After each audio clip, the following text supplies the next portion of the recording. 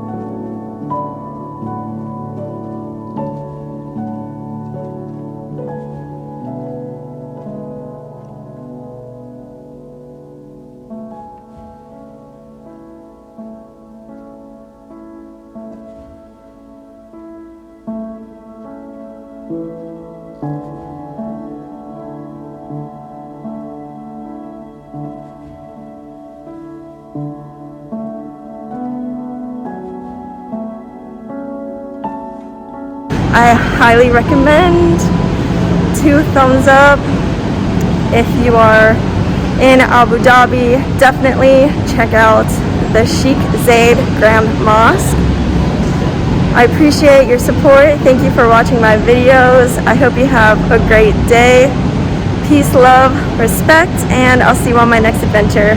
Bye. And one more thing to mention, is absolutely free to visit the mosque. Enjoy!